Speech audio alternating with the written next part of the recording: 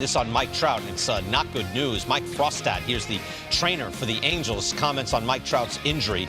Again, it's possible that he could have a cortisone shot and try to begin baseball activity maybe a week away. But he said long-term, we do have to look at this as something that he has to manage, not just through the rest of the season, probably through the rest of his career. This is a pretty rare condition that he has right now in his back.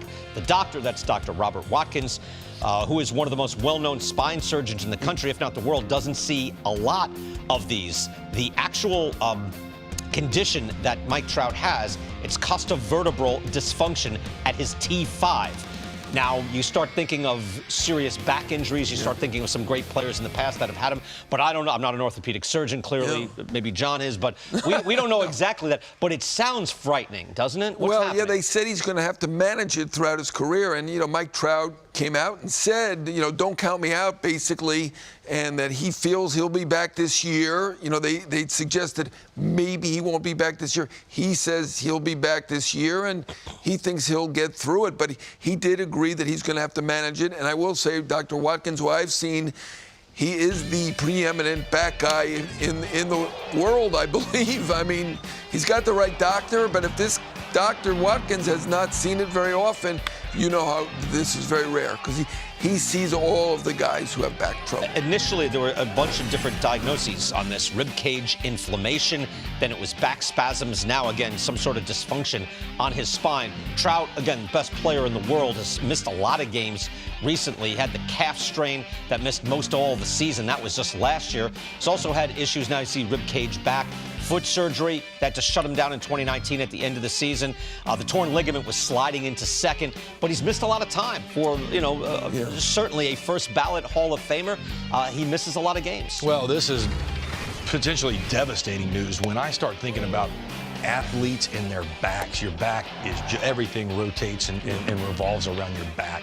And managing that, seeing what he happened to go through in the last few weeks. He was a shell of the Mike Trout that we're used to seeing with this back being an issue.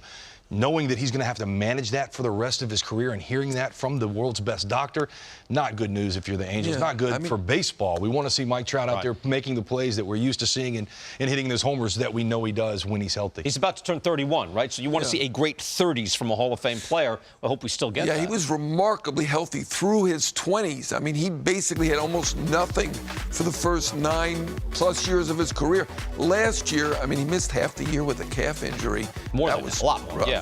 That was rough. When you play as much as Mike Trout has and Bryce Harper and these guys for 10 years, and you play as hard as they play and go like that every day, after 10 long years, it starts to take a toll on you. We're starting to see that with Mike Trout. Hopefully he can overcome this. I remember seeing what was just seemed like only a few years ago, David Wright, what he had to go through with his back. I'm not saying it's the same thing. I don't know that. But he was able to play, but what he had to go through on a daily basis to get his back ready, it was just too much to do for a long period of time. I covered Mattingly. Same thing. I mean, every day there was a routine, and I mean, he was one of the 2 or 3 best players in the game for a 6-year period. Yeah. And then when the back cropped up, basically when I just started covering the team in '90, not that it had anything to do with it, from there on, he was just a good player. Right. Still very, very good defensively.